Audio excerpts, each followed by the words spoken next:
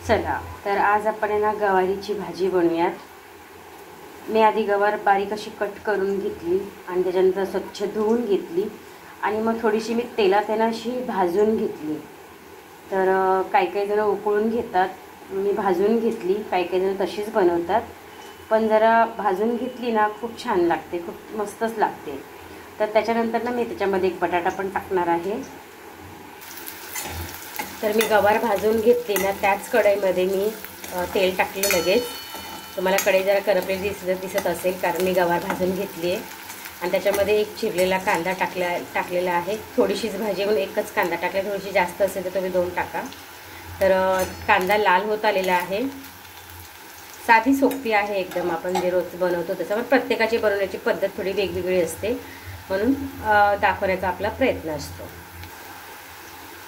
तर कांदा लाल झालेला आहे, त्याच्यामध्ये आपण ही गवार टाकून देऊयात।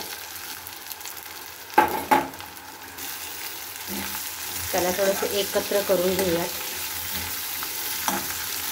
मस्त बनते, छान बनते।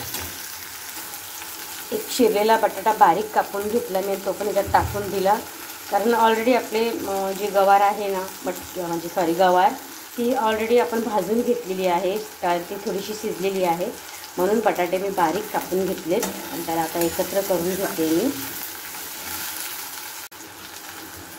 तर थोडंसं लागते खाली, मी थोडंसं पाणी टाकून घेते जवळ म्हणून। त्याच्यात टाकूया हळद, आपला घरचा मसाला। तुम्हाला जेवढं तिखट पाहिजे, तिखट खाणार असेल तर जास्त टाका, नाही खाणार असेल तर कमी टाका। बहुतेक टॅमॅटो वगैरे कोणी टाकत नसेल, पण अर्धा मी कट करून ठेवला होता ना म्हणून म्हटलं ते पण टाकून देते मी टॅमॅटो याच्यामध्ये। तुम्हाला आवडत असेल तर टाका, नाही टाकलं तरी चालेल। आणि ह्याला छान असं परतून घेते। तेलामध्येच आपण ह्याला शिजवायचं आहे, पाणी अजिबात टाकायचं नाही, पाणी नंतर टाकायचं आहे थोडंसं। तर बघू शकता इथे मस्त असा कलर आलेला आहे, छान।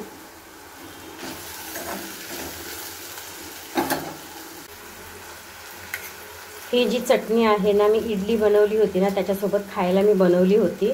तर याच्यामध्ये ना शेंगदाणे आणि तीळ, थोडंसं अद्रक, लसूण आणि थोडीशी लाल मिरची टाकून मी ह्याला म्हणजे शेंगदाणे आणि तीळ भाजून घेतले चांगले आणि ते मी बनवली। तर इडलीबरोबर खाऊन झाली होती आमची आणि ही एवढी उरली आहे, तर मी तशीच त्याला फ्रीजमध्ये ठेवली। आणि मग आपण वांग्याची भाजी किंवा काय बनवली ना, जास्तच उरली होती। तर आता मी गवार पण बनवते, म्हटलं त्याच्यात थोडंसं टाकून देऊयात। कालची एक भाजी बनवली होती त्याच्यात मी टाकली, म्हणजे आता सारखं तर तेच खायला होणार नाही। फ्रीजमध्ये ठेवलं ना 8 दिवस तरी राहते ही चटणी। तर आता हेच मी आता गवारीच्या भाजीमध्ये टाकणार आहे। असंही आपण शेंगदाण्याचं कूट टाकतोच ना, तर मग ह्याला वाया कशाला घालवायचं, म्हणून म्हटलं आता याच्यामध्ये उलट तीळ पण आहे आणि सगळं लसूण पण आहे, अद्रक पण आहे। तर मी आता हेच गवारीच्या भाजीमध्ये टाकणार आहे। शेंगदाण्याचं कूट तर आपण टाकतच असतो।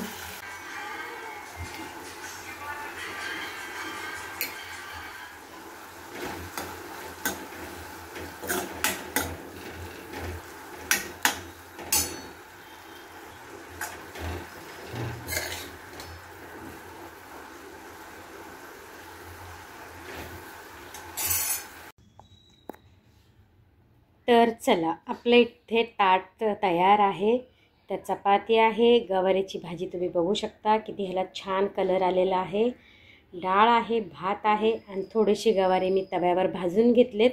चपाती झाल्याच्या नंतर तव्यावर मी थोडीशी तेल टाकून मीठ टाकून गवार भाजून घेतले। तोंडी लावायला एक नंबर लागतात। तर तुम्ही अशा पद्धतीने खाता का गवार? तर मला तर खूप आवडते। तर चला या जेवण करूयात आपण। तुम्ही काय आज जेवण बनवलं ते मला नक्की कमेंट करून सांगा।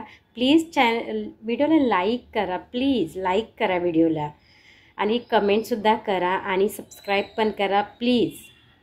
तर चला बाय, अजून एक नेक्स्ट व्हिडिओमध्ये आपण पुन्हा भेटू। तुमच्याशी गप्पा मारत आपण जेवण बनवू। तर चला बाय।